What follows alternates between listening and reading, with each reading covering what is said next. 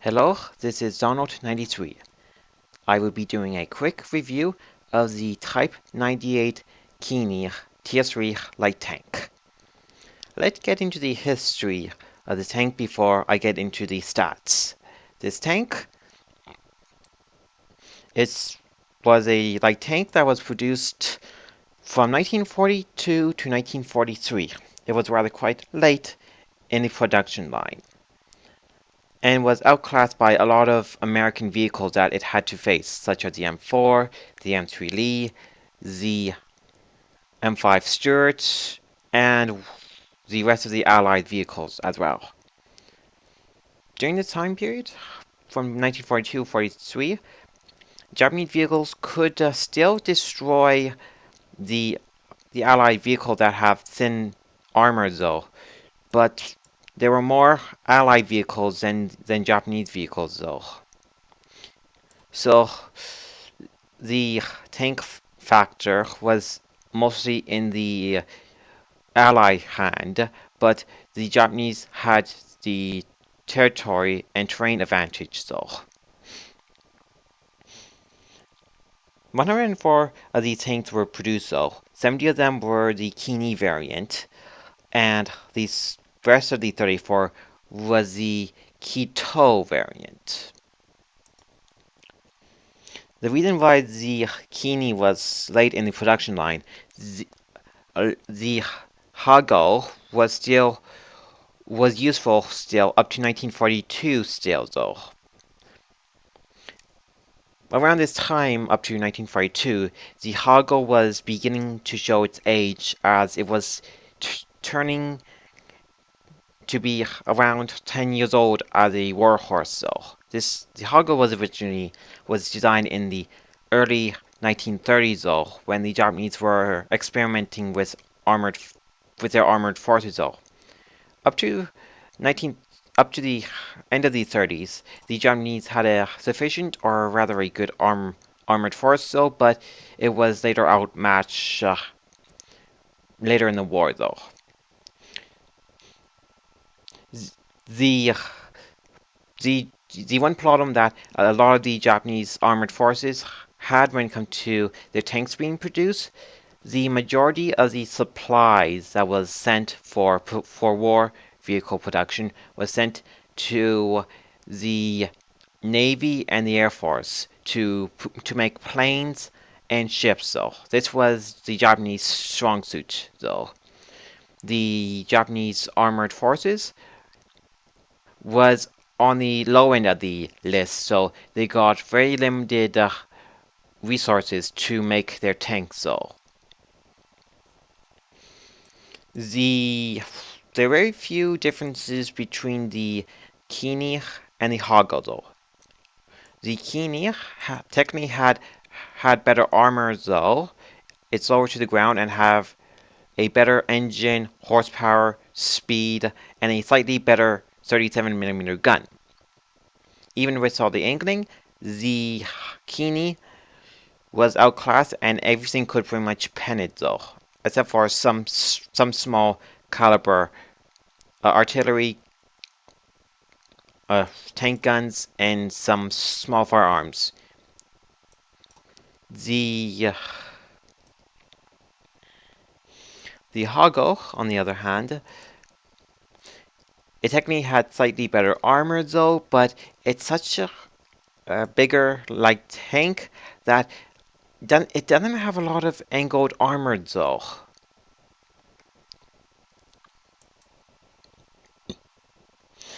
Even by the even when the Kini was still when it was produced, though, the Hago was still being used and produced, though, into the war still. There are four variants of the Kini. The standard variant was the Kiniho. That was one of its official names, though. The Type 98 Tatsi. This was the anti-air version of the tank, which failed its trials in 1943 and it was cancelled.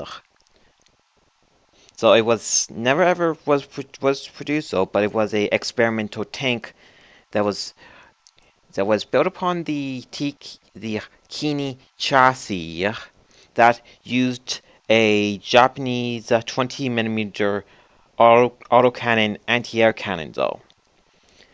And then the third variant was the Kito, which used a 37 millimeter 37 millimeter gun type 1, a better version of the stock 37 millimeter. The stock one was used on most of the Kini tanks.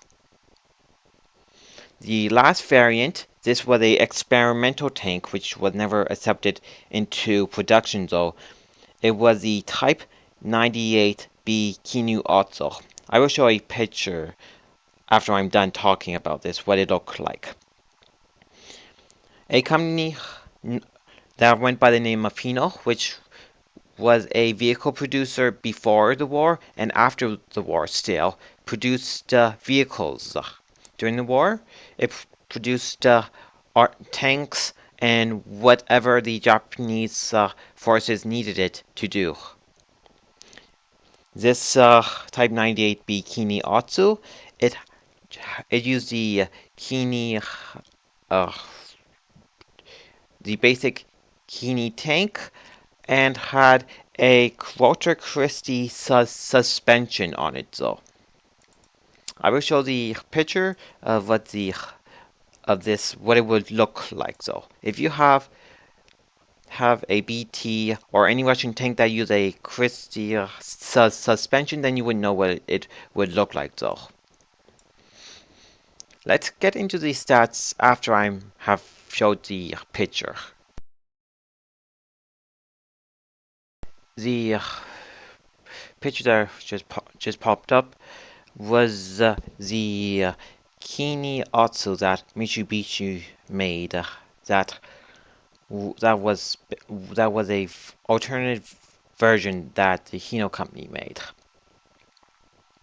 Let's get into the stats of this tank. With the top turret, you have 240 hit points. The max load, it is 9.5. The top engine horsepower is 150. The top speed, it is rather quite good at 50 kilometers. The traverse speed with the upgraded tracks, it is 48. With the combined traverse horsepower and speed, this tank is rather quite fast for a light tank though. The horsepower to ton ratio, it is 20.4 horsepower to 1 ton. So you are going to get from one side of the map to the other in a hurry though, as long as the terrain doesn't slow you down though. The hull armor, it is 16 millimeter to the front, 12 to the side, 10 in the rear though. But with the angling, everything is going to pen you though. It is the same story for the turret though. 30 millimeters in the front, 16 to the rear and side. Even with all the angling, you will be penned most of the time though. So play this tank if you have glass armor though. People that know what I mean by this, they will know how to use this tank then. The rate of fire, it's have a very familiar rate of fire on both of the 37 millimeter guns. The first one, for me, with my current crew, I get 28 rounds per minute, and the top one, the Type 1 37 millimeter, is 26 rounds per minute though. The loading time is rather quite fast for me though. For both guns, the stock, the Type 100, it is 2.40 seconds, And the Type 1, it is slightly increased loading time up to 2.63. Both of them still have a rather fast loading time though. The Traverse, it is, for the turret, it is 36. It could be worse, it could be better though, but it would do its job. The view range, it is the same from both of the turrets at 310 meters. 310 meters. You can increase this by using binocs and whatever equipment that you want to use to increase your view range. The radio is actually quite good on this tank. The stock one offers you 350 meters. The max view range, radio range you can get on this tank, it is 550. The the the pros for this tank, it's have a rather good gun for its TL. If you're top TL, it's rather quite agile, hard to hit for its size from a distance though. Have a very good camo rating, and it's very fast. The cons: this tank have paper thin armor. This tank can take module damage rather quite easily, so just be careful that you do not take any module damage though. This is a bad brawler up close and personal. And you will have problems penning certain tier 4s and 5 tanks that this matchmaking gets. The gun handling, it is not that good though, but it could be worse. This matchmaking for the tank, it is tier 3 to tier 5 though. The way how you would use the 37mm gun on this thing, you would use it as a scout, support tank, and a flanking tank. You can also play it as a sniper though. The research for this tank. Before I get into the guns, you will want to get the upgraded tracks for the increased load limit and increase traverse speed from the stock tracks 7.2 tons with 44 traverse speed, and the upgrade tracks 9.5 tons to 48 traverse speed. You want to get the top engine though. Even with the stock and the second engine, you will still have a good horsepower to ton ratio still, but you will be moving a little bit more slower though. But you will be going fast still. The stock one offers you 130 horsepower, the middle one offers you 135, the top one offers you 150. You have 15% to get the tank set on fire though. So most of the time when I was flying this tank, I was never ever was set on fire though. The radios, you might as well get the top radio because you want to have the top radio range on this tank though. If you're going to be supporting tanks up to 550 meters though.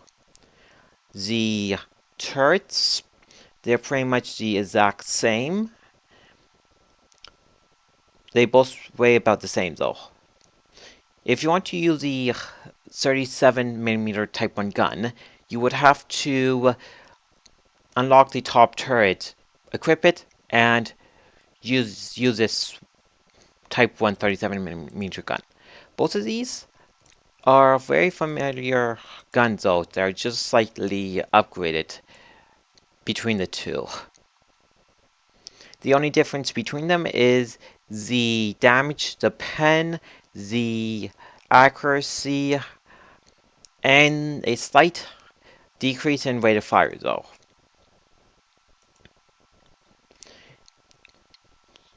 The next thing that you can research from this tank is the Kiniho, which is a tier 4 light tank, which is a better light tank though. You will still have a lot of the same problems when you switch to the Kiniho. This 37mm gun have three rounds that you can use. The default AP, the premium armor piercing, and the HE. The premium AP and regular AP have the same damage output, 38 to 63. The the premium armor piercing round have slightly better pen, 55 to 91. The regular AP round have 44 to 73 millimeters of pen. I use mostly the uh, regular AP round. I can pen most things if I get a good flanking shot or aim at weak spots though.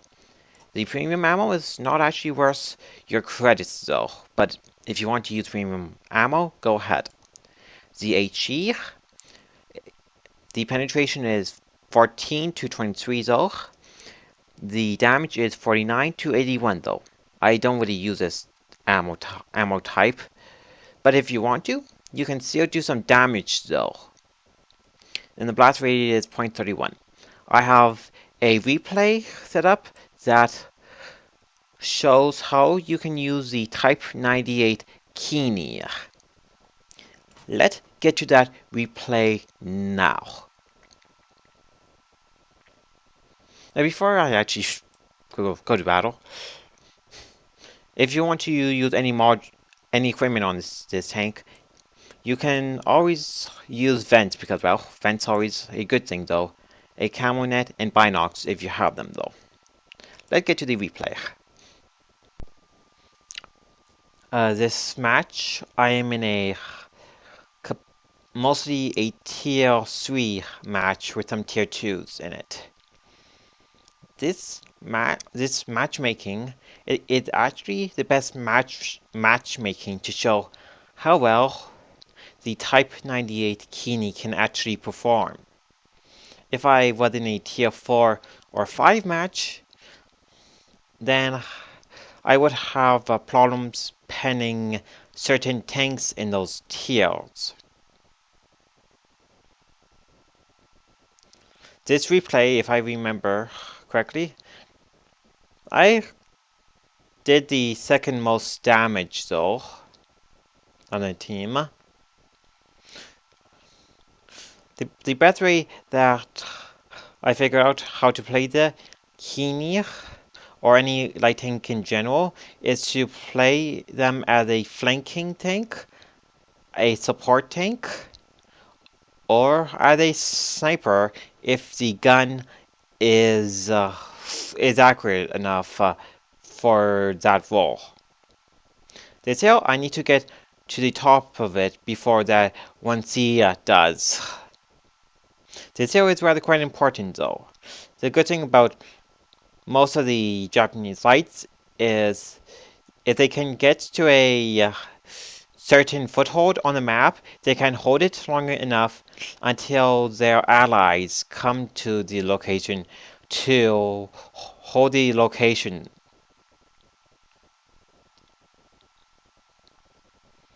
You have to play all Japanese tanks with a lot of caution though. You do not necessarily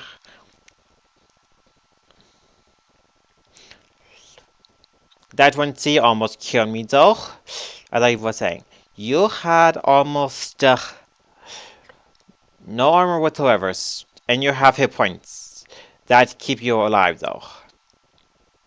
So, with all the weaknesses, getting your modules damaged easily, no armor, and crew being injured easily, you have to play this tank very cautiously. This doesn't mean that you have to play it extremely safely though. You can be quite aggressive though, but you have to be very careful how aggressive you actually play this tank. Because if the tank gets into the wrong situation at the wrong time, or doesn't have enough support at the right time, you can easily die in any Japanese tank though. with that front holding quite well, I chose to come up here to act as a sniper to kill the LTP and support the 1C on that side of the map.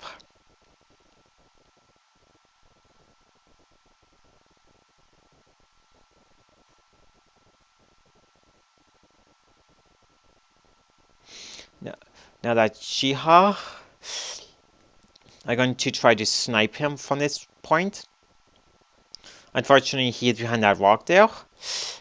Me and the T-46 are working together to get rid of this Shiha though.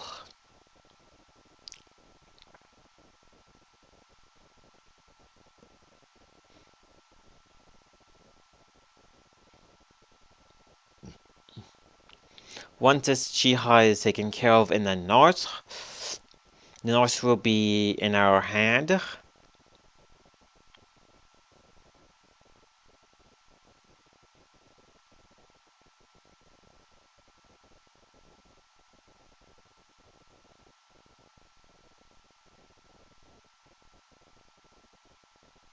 That Shiha is hugging that rock to save its life very much. Poor Shiha though. At least the crew died with four other people, including the commander at least. Now, from this point in the game, I to went to join the rest of the group to do a base push. That BD2 is not looking so good. He's low on health though.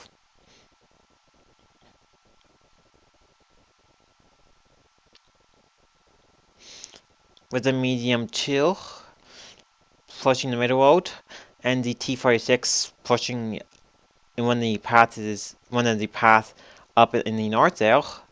The enemy is feeling the heat right now.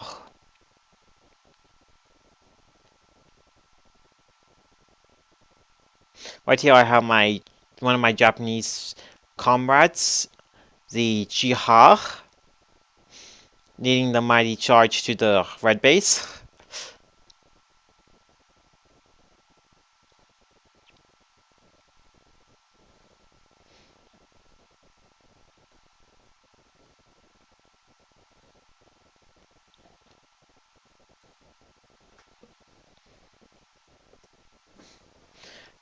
Just from this little game here, I did almost roughly 600 damage though.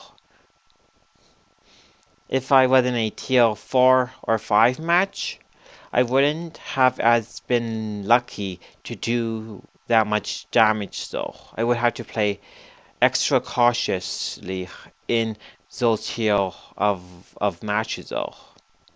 Because everything in tier 4 and 5 can deliver 1 to 2 hits to kill me though. Let's get to the garage and do a quick summary of this tank. Let's do a quick summary of this tank. We know that this tank doesn't have a lot of hit points. It's rather lightweight and can get its modules damaged quite easily.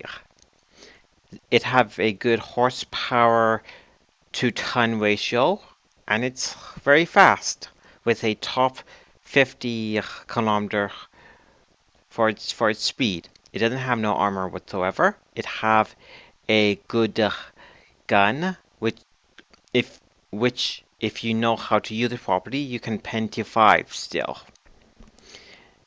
It have amazing rate of fire though. If you do ever get into a tier 3 match with this tank, then you should do very good in this tank if you know what you're going up against.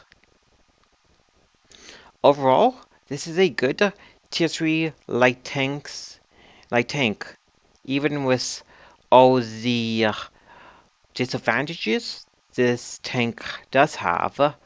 This is a very fun and good Tier 3 machine to use while you're grinding through the rest of the lights up to the Japanese mediums. I hope that this guide have helped you learning to use the Type 98 Kiniho.